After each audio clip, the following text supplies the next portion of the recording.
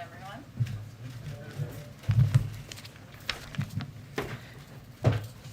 Just wanted to provide you all an update on our ongoing efforts on Hurricane Ida. The President and his Homeland Security team are closely monitoring the impacts of Hurricane Ida as damage assessments continue. He has made clear that the state, tribal, and local officials who have requests for anything have our full support, and we are, of course, in close contact. Today, the FEMA administrator and the American Red Cross director are in Louisiana to meet with the governor and survey the damage from Hurricane Ida. Administrator Criswell will travel to Mississippi tomorrow to meet with state officials. And as Ida continues to move to the northeast, we expect heavy rain to continue. There's life-threatening flash flooding that remains a threat in West Virginia, Pennsylvania, D.C., and elsewhere. In the Gulf Coast, search and rescue efforts are underway. 12 urban search and rescue teams are currently operational in Louisiana to support state and local efforts. The Coast Guard has been doing overhead flights, including in Grand Isle, to search for anyone in need of assistance. So far, urban search and rescue teams have assisted over hundreds of survivors, and their work continues. We're also in regular contact, which is a huge priority for people in the region, with private electricity companies to ensure they have the resources they need as they work to restore power in Louisiana and Mississippi, where more than 1.1 million customers remain without electricity. We've seen some people in Mississippi get electricity back, and we're hopeful we'll see continued improvements. There are more than 25,000 linemen from 32 states and D.C. in the region racing to restore power. And FEMA has staged nearly 250 generators in the region to support impacted areas. We're going to get more generators to the area to get more power to the emergency services that need it the most. We also want to make sure that individuals in the impacted areas of Louisiana know they can apply for federal assistance. We would encourage anyone in need of assistance to visit disasterassistance.gov or call 1-800-621-FEMA. As of this morning, 48 shelters are open in affected areas throughout the Gulf Coast. FEMA has staged more than 4.4 million meals, 3.2 million liters of water, and more than 124,000 tarps in the region. And additional ambulance crews have been transported to Louisiana and Mississippi. The Department of Transportation also issued a regional emergency declaration for states including Alabama, Arkansas, Louisiana, Mississippi, Tennessee, and Texas, providing flexibility for transporting fuel as well as essential items like food, water, and power restoration equipment to support emergency relief efforts. And today we have two additional actions to announce to increase the availability of gasoline and ease price pressures. First, the department will extend and amend an emergency declaration that offers temporary flexibility to how many hours a truck driver can drive. This applies nationally to goods that support the COVID-19 response and will now include gasoline and other types of fuel, building materials, medical supplies, and food. Because the hurricane is hitting a region that is a key center of the nation's oil production and refining infrastructure, this waiver should help reduce the risk of gasoline shortages or price increases stemming from the hurricane. DOT's top priority remains safety, and this waiver is accompanied by additional safety-related reporting requirements to allow the department to monitor driver working hours. And second, the EPA has approved emergency fuel waivers for Louisiana and Mississippi, effective immediately, which will expand the supply of gasoline that can be sold in these two states and increase availability at this critical time. We are continuing to assess, and we'll continue to provide you all updates. Why don't you kick it off, Josh? Good to see you. Good to see you. Thanks, Jen. Two subjects. First, on Afghanistan. The president said that any additional evacuations will go through diplomatic channels and that the United States has leverage over the Taliban. Can you tell us what those channels look like and what kind of leverage the United States has? Absolutely. Well, first I would say I would point you to the remarks that the Secretary of State provided last night, but let me give you some highlights of that. We have enormous leverage over the Taliban, including access to the global marketplace. That's not a small, it's not a small piece of leverage. And in order to gain access to the global marketplace, we're going to be watching closely, as will the global community. I would note that yesterday the UN Security Council also passed a resolution that made clear to what the expectation is in terms of safe travel. And evacuation or departure, I should say, of individuals who want to leave Afghanistan.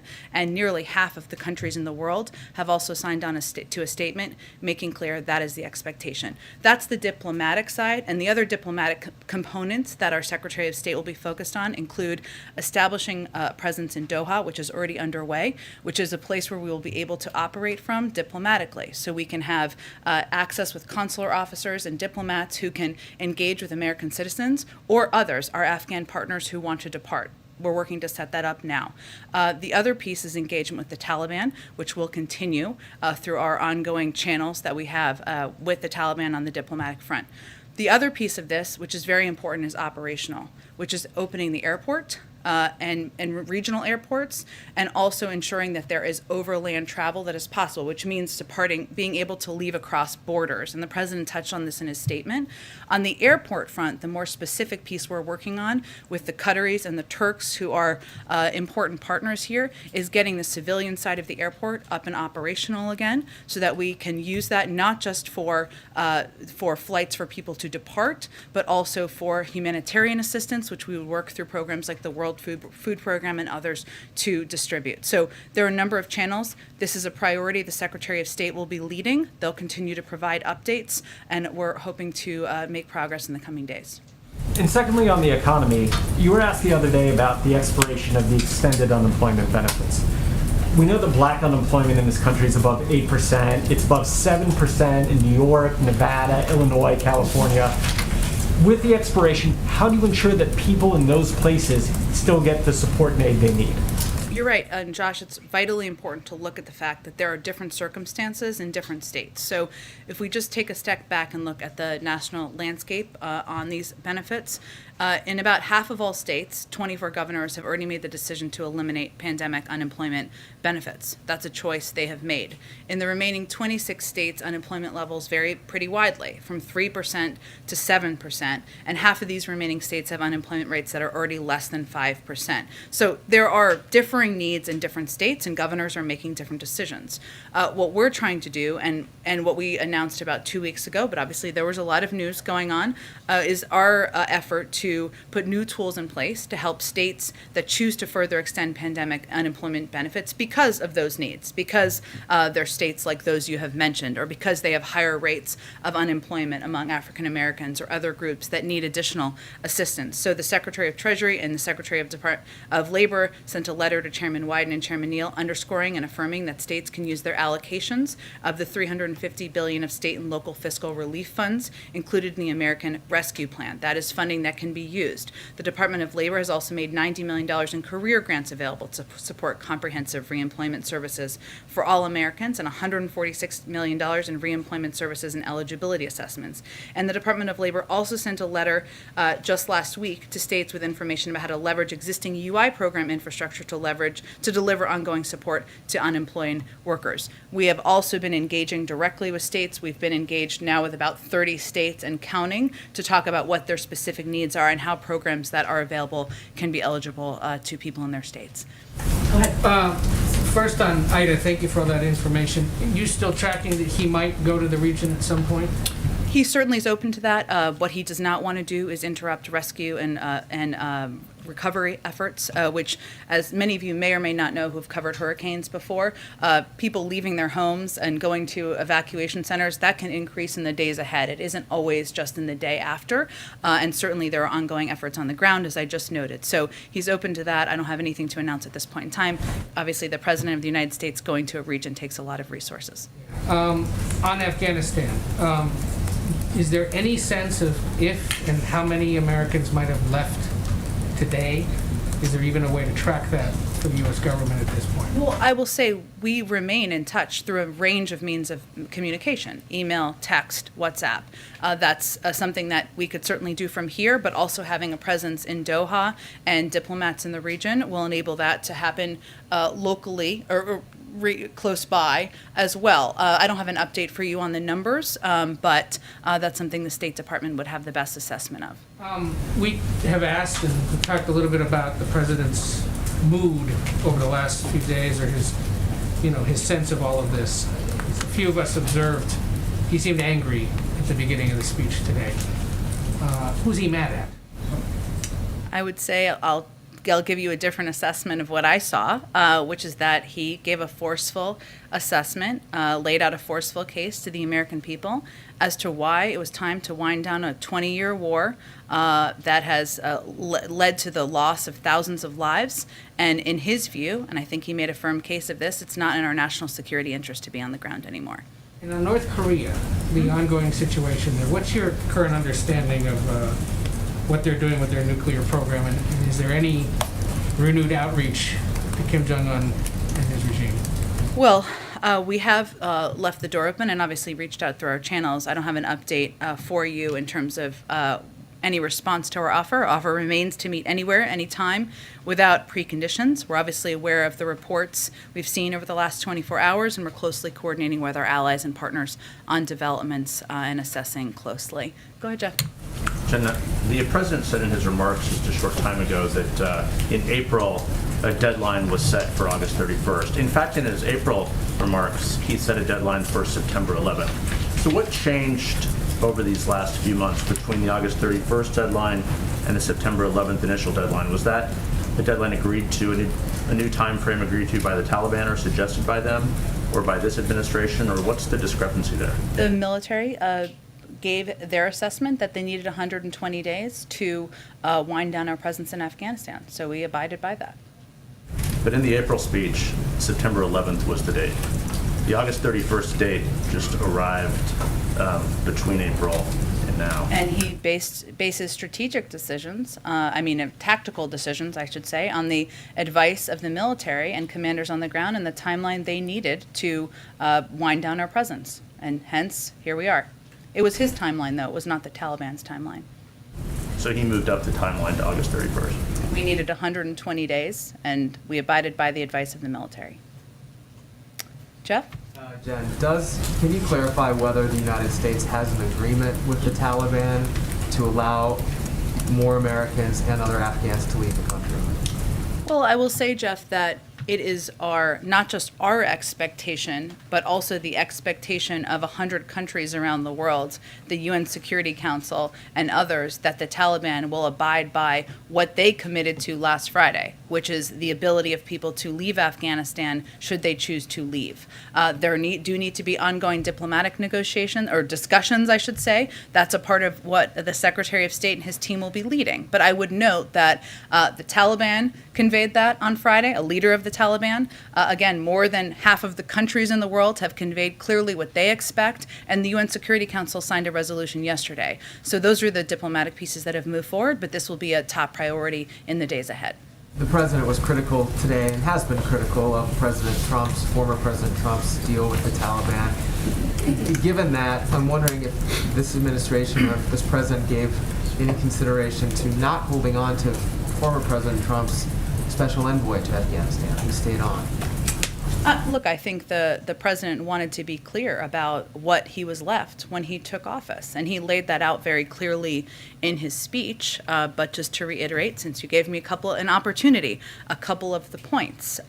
When the president took office, there was a deadline that was just 3 months away that included, for May 1st, that included no requirement that the Taliban work out a cooperative governing agreement with the Afghan government. It did release 5,000 prisoners last year, including some of the Taliban's top war commanders. So the president was walking into that circumstance.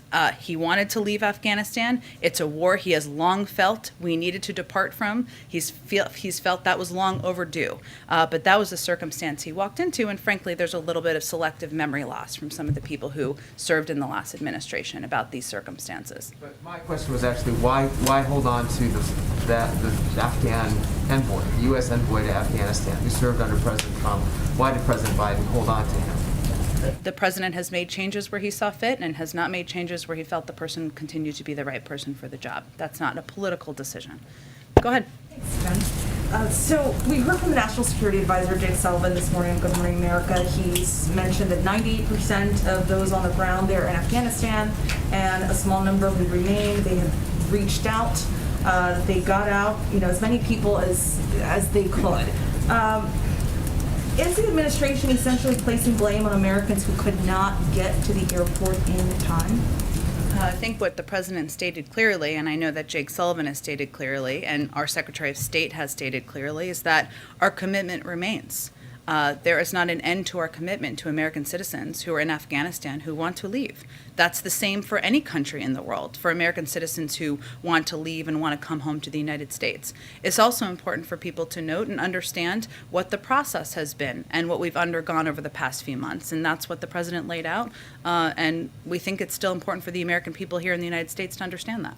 One on Al-Qaeda. So we heard from the president a few moments ago saying that one of the main reasons to go into this war was to get Al-Qaeda. We have heard that Osama bin Laden's security chief has reportedly returned to Afghanistan and has been seen in public. Do you still believe, or does the administration believe, that Al-Qaeda is no longer a threat to America? And given the ISIS attacks that we've seen in the last week, how confident is the administration that Afghanistan isn't already a safe haven for terrorists? Well, I think first there is a very big difference between terrorists' ability to attack U.S. troops in Kabul and to attack the homeland.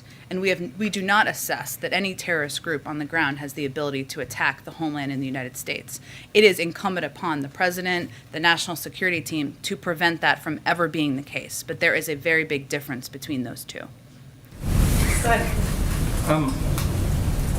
I know that the military obviously recommended to the president, or at least you said they recommended to the president that it would be best to leave, keep that August 31st deadline. But the president himself, in his interview with ABC News, said that if there's American citizens left, quote, we're going to stay until we get them all out. I think the president's explained his rationale for leaving 100 plus Americans behind. But can you talk about why he allowed his credibility on this issue to sort of go out the door on making a flat promise and then not keeping it? Well, first I would say that the president remains committed to getting every American citizen who wants to get out. That's an enduring commitment, one that will not change, and one we're going to focus on every single day. I would also note that over the course of the last 2 weeks, we have seen a terrorist attack that took the lives of 13 of our service members. And there was and part of our assessment always is going to be the risks, a risk assessment. So I think the question was, do you leave 6,000 service members as there are heightening threats, heightening risks every single day? Or do you work through a diplomatic process and efforts to ensure that we will have the ability to get these American citizens out? That's the assessment we made. I mean, after that terror attack, you and he made clear that you weren't going to let the terrorists sort of dictate the timeline. And we didn't, and we've evacuated tens of thousands of people since then. I guess, was it a mistake for the president to have promised that we would remain until everybody left the country? We are going to get every American citizen out. That has not changed. One last one on, you mentioned the leverage that we might have and how access to the global marketplace was a big element of that. Can you kind of explain how the sanctions regime that's currently on the Taliban is going to apply to what is now the government of Afghanistan? Is there a chance for Afghanistan, the country, to access its reserves or sort of avoid those sanctions? Will the central bank be sanctioned? Are they going to have that ability as part of this sort of partnership that you've talked about? Well, it's going to be based on what their behavior is. And I think the president clearly outlined that we're going to be watching, as the world will, what the Taliban does. That is certainly allowing American citizens to depart. It's certainly allowing Afghans and our partners to depart. It's also how they operate as it relates to treatment of women, to human rights. There's a range of factors at play here. So I don't have anything to predict for you. Obviously, there's a great deal of economic leverage. You referenced sanctions that are already in place that we have, that the global community has, and we'll have to assess how things happen over the course of the coming days, weeks, and months. Go ahead, Jackie. Thanks, Jen. One question on the dignified transfer, and then I want to get to Afghanistan.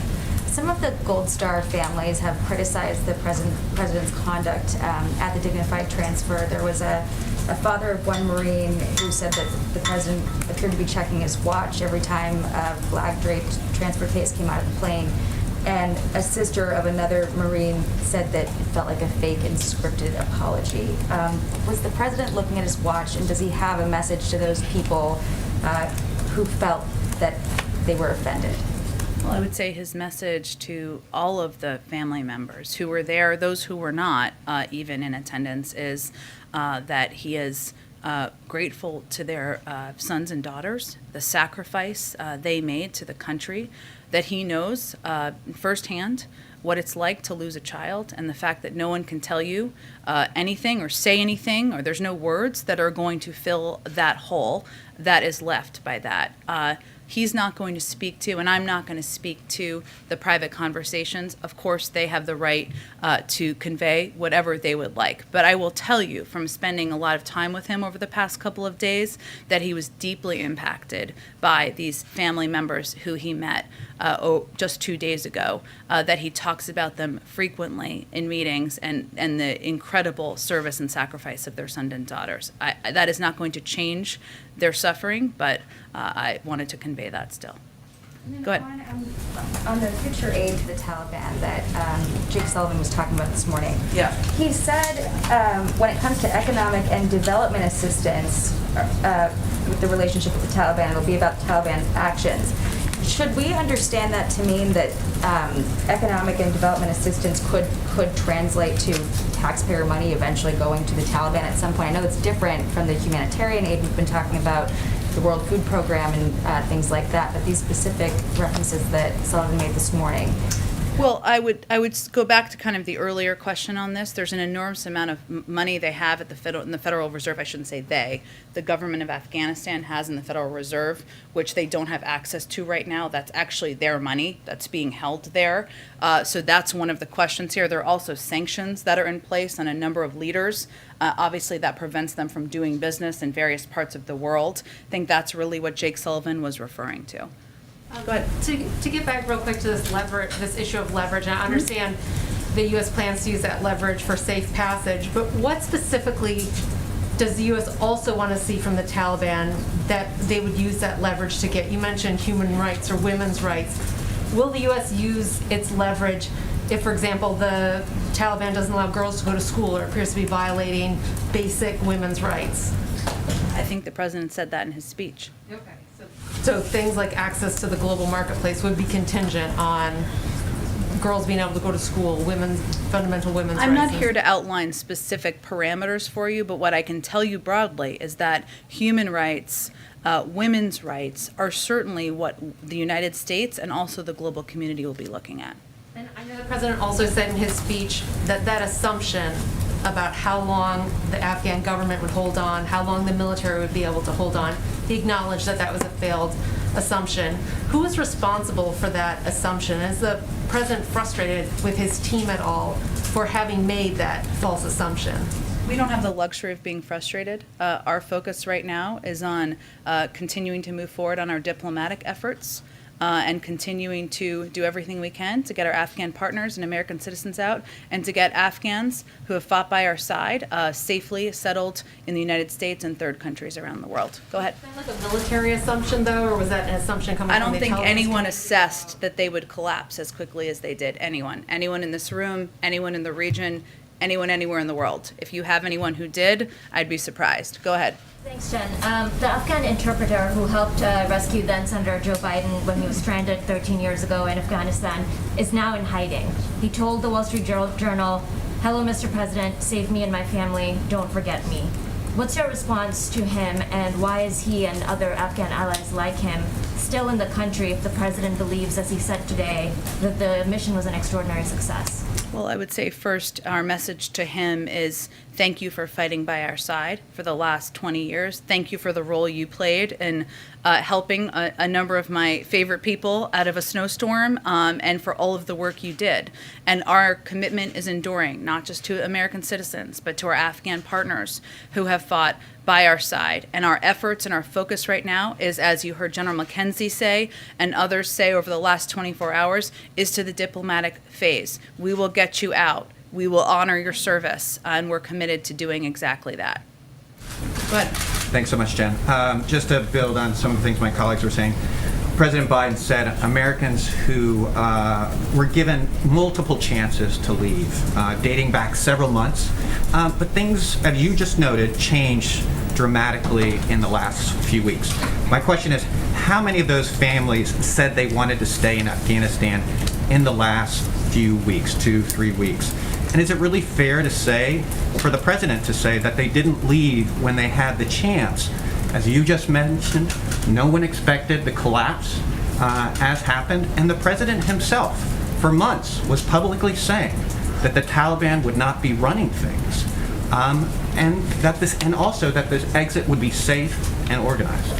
Well, I would say first that no one is placing blame here. I think it's important for people to understand, though, what the process has been. And while there are between 100 and 200 American citizens who have not yet departed, we have also evacuated more than 5,500 American citizens and their family members and 115,000 other people from Afghanistan. So more than 120,000 people made their way to the airport or was able to evacuate from the country.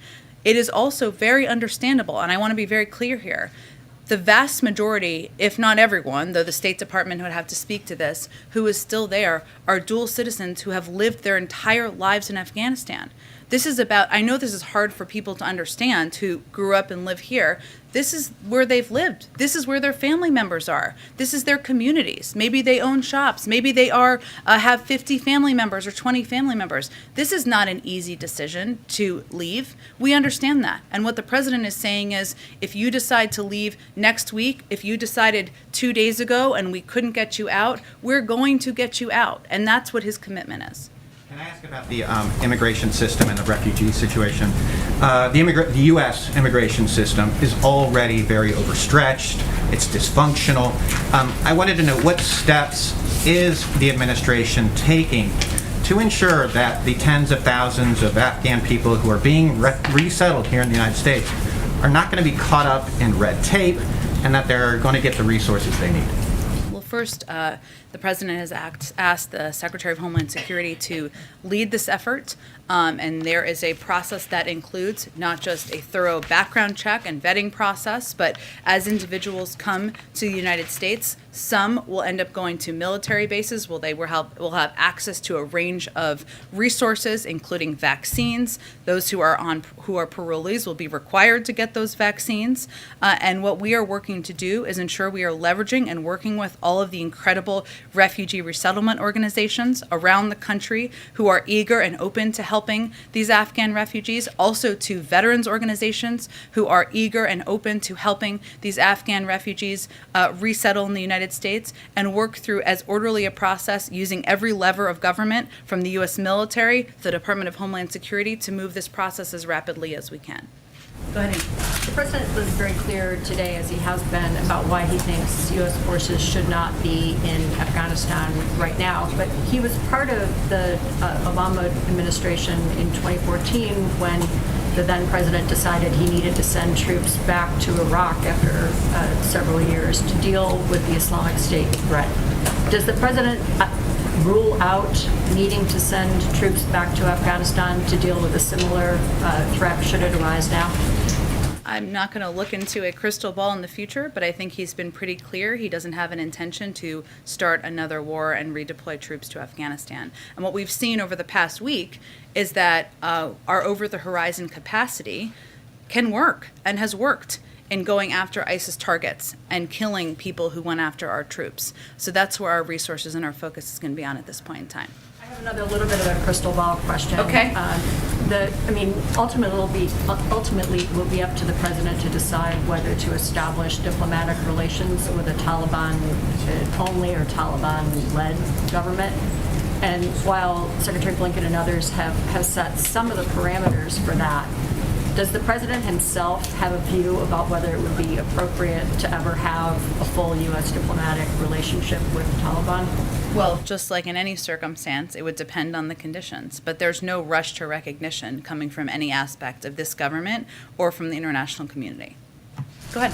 Building on Ann's first question, does the president envision any situation in which he might deploy a large amount of U.S. troops abroad under his presidency? Any sort of foreign conflict that would require the sort of mass troop deployment that he just said we are trying to move past?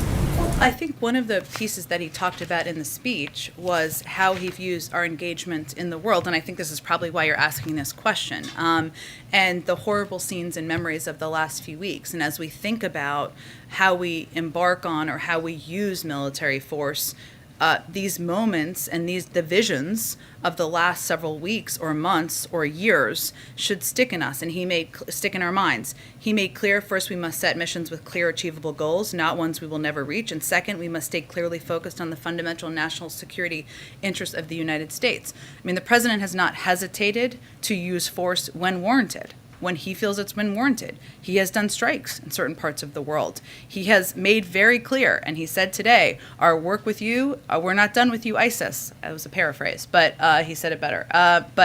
And that, I think, sends a clear message that he's going to go after terrorists. He's not going to hesitate to use the capacities and capabilities we have. But he also wants to be mindful about how we use thousands and large swaths of troops, and I think he was sending a clear message about how he views that. And the second question, the president has obviously been very consumed by this situation and by the hurricane, but as we roll into September, should we expect to start seeing him doing public events again for his economic agenda, particularly facing the month in Congress that awaits it? Absolutely. I think you can expect the president to be communicating over the coming weeks on a range of issues that are front and center on the minds of the American people. Certainly he gave a speech today on Afghanistan, but certainly you can expect to hear from him more on his Build Back Better agenda, on COVID and his commitment to getting the virus under control, to speak to parents and those who have kids going back to school. There are a range of issues he's eager to communicate about. Absolutely. Go ahead. Did the president watch the takeoff of the last flight from Afghanistan yesterday? And has he been in contact with, any of the service members who were on the last flight? Well, he did. I know there's been some reporting out there on this, but I can confirm for you that the president learned of the last flight safely leaving Afghanistan when he was in the Oval Office, meeting with members of his national security team and some senior advisors. And a note was passed to his national security advisor, Jake Sullivan, who conveyed it to the president, the news to the president. Obviously, in those cases, for those of you who have watched these events closely, you have to wait until they're out of airspace. Hence, it was a little bit before you saw the announcement by the Pentagon. And he has conveyed repeatedly in meetings that I have at least been in to the military how grateful he is for their work, for the fact that they oversaw a historic airlift operation, one that evacuated more than 120,000 people in the middle of a civil war facing ISIS threats. He's conveyed his gratitude to them and to the work of his national security team repeatedly. When does the president plan to sign the bill that was passed in the Senate today that provides temporary assistance to Americans returning from Afghanistan? I'm sure as soon as possible, but I will have to check. Go ahead, Karen. Thanks, Jen. Just to go back to the line of questions from Justin, you heard the president say today that he remains committed to getting those Americans out. You said that commitment remains. You said it's an enduring commitment. You talked about the risk assessment that's been underway over the last couple of days or weeks, but it was less than 2 weeks ago when the president told ABC yes when he was asked, are you committed to making sure troops stay until every American who wants to get out gets out? He said yes. So obviously situations have changed, the threat increased as you've said, but why should those Americans believe that this commitment is enduring when 13 days ago that commitment changed? Because he's evacuated 5,500 American citizens and their family members and 120,000 total people over the last 2 weeks, nearly all of them since that time. Go ahead. You've described the drone strikes as successful and that America still has over-the-horizon capability. It appears that several children were killed in one of the drone strikes. Can you say that it was still successful if that was the collateral damage? And how will the U.S. determine that it has the intelligence necessary to keep carrying out these drone strikes if civilians are going to be caught in the crossfire? Well, first I would say we take civilian casualties and the possibility of civilian casualties incredibly seriously in our U.S. military, perhaps more than any other country in the world. There is an investigation, and I don't believe the military or CENTCOM has spoken to or confirmed what has been some reporting out there by news organizations. I will note that in CENTCOM's statement just 2 nights ago, they made clear that their assessment was that there was the vehicle that was the target also had explosives in it, and those explosives may have also led to an impact on the ground, but there's an investigation that's ongoing. And you're confident that in the 2 drone strikes the U.S. did, terrorists were killed in both of those strikes? I believe that's the assessment that's been put out by CENTCOM. Go ahead, April. Jen, Afghanistan and Ida. First, I want to start with Ida. When Katrina happened, then President George W. Bush put the Gulf Coast in a special category. And then President Obama, as you remember, you were here at that time, kept it in that category for a while to build it back up. Are we at that point now where some parts of the Gulf Coast, specifically New Orleans and that area, will be placed in another category to help rebuild yet again because of the devastation of Ida?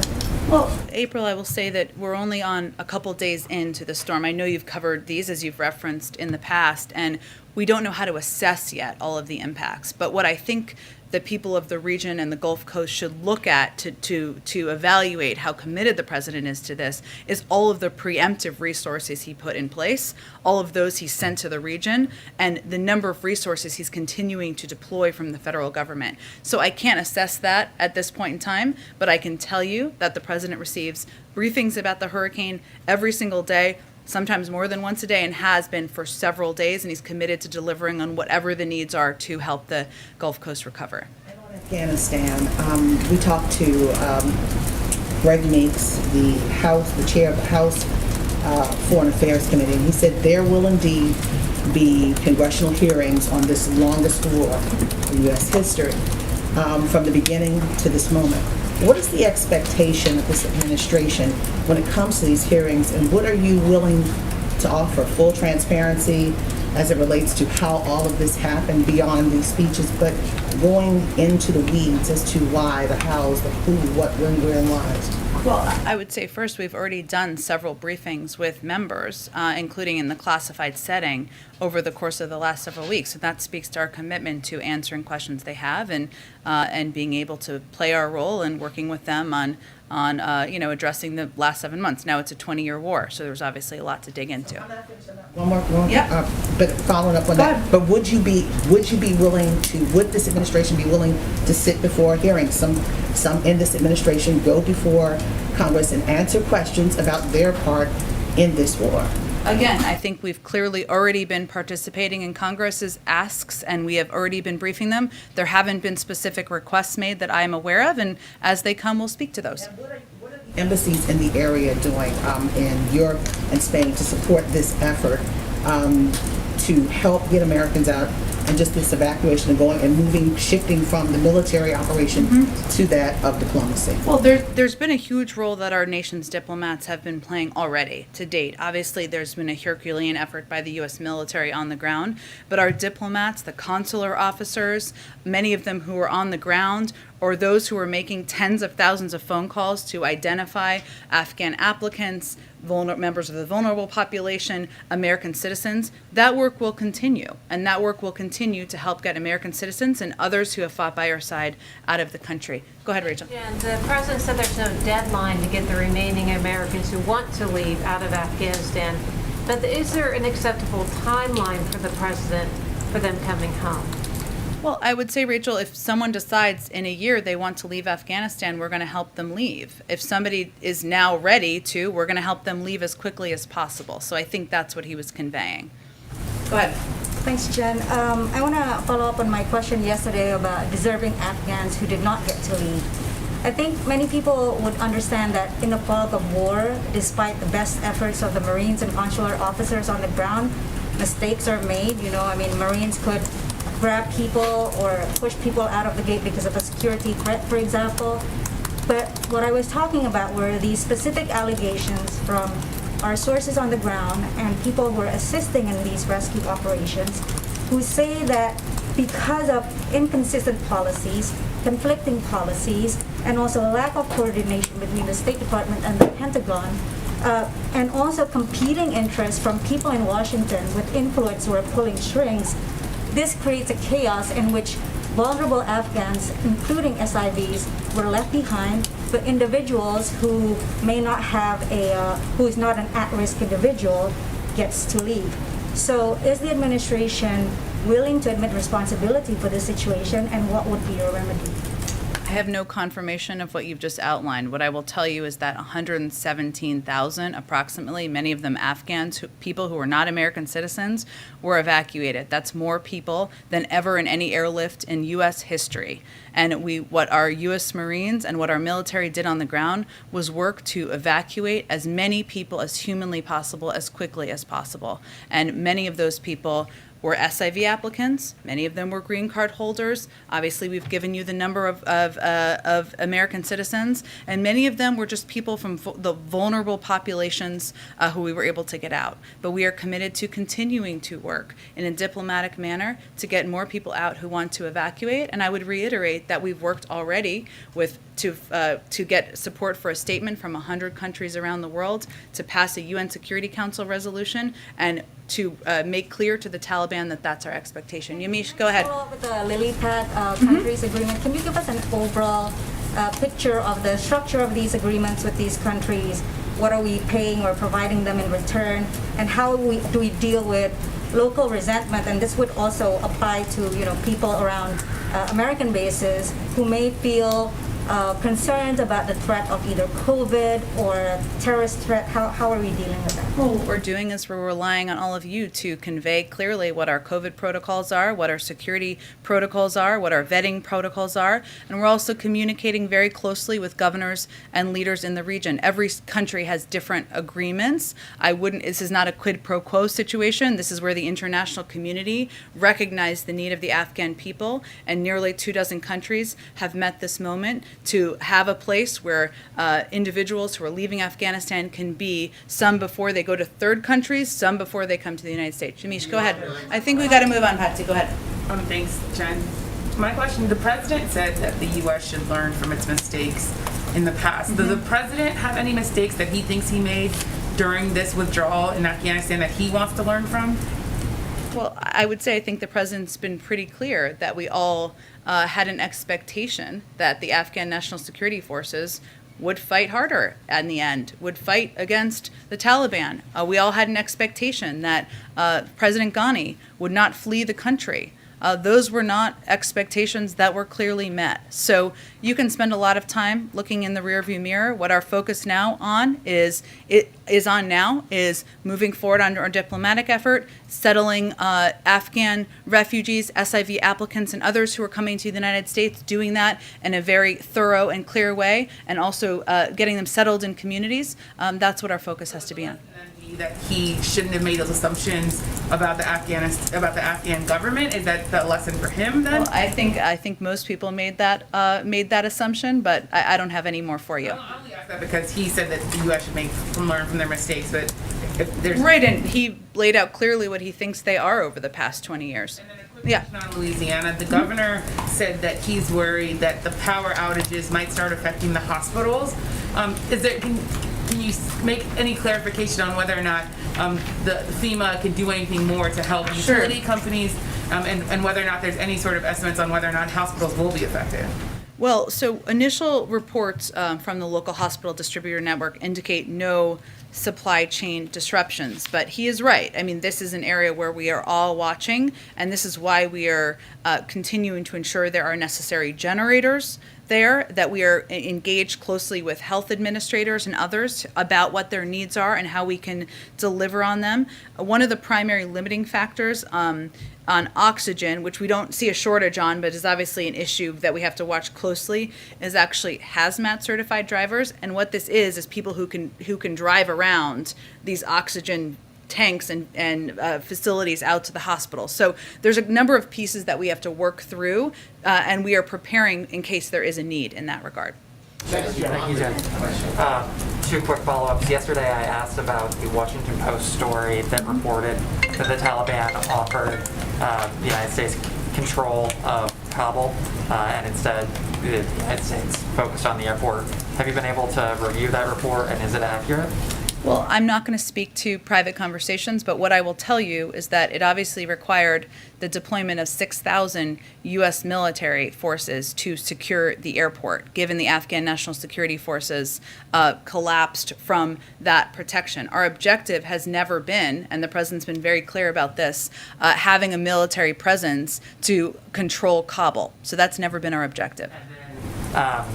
You've talked about how our commitment remains to these Americans, and you talked about how we're switching from a military effort to a diplomatic effort. For the Americans who are currently in hiding and who very much want to come home, not the other set, what is the administration's message to them? Should they try and head to the border? Should they try and book a flight out of there? Or should they remain in hiding and hope that the diplomacy kicks in? Well, I would just note that we are in touch with a number of these Americans. Not every one, perhaps, but we are in touch. We are in touch with as many of them who we can make contact with through a range of means. That continues. And what our focus is on now, and we'll have day-by-day updates, and this is a very fair and good question, is how can we ensure operationally that there are a range of options for people to be able to depart. Some of that may be over land, over borders. Some of that may be through airplanes. And so we're working again with the Qataris and the Turks on that. We're working to get the civilian side of the airport operational, but those are all pieces we're focused on. Is the administration preparing for worst case scenario in some circumstances, hostage situations? Look, our focus right now is on making clear to the Taliban and to others in Afghanistan that we are going to get these American citizens out, that we are going to hold them to that account, and that's our focus. Thanks, everyone. I'll be back tomorrow. You told me that yesterday. Can I ask, now that I have your attention, can I ask you one question? Why didn't he name them?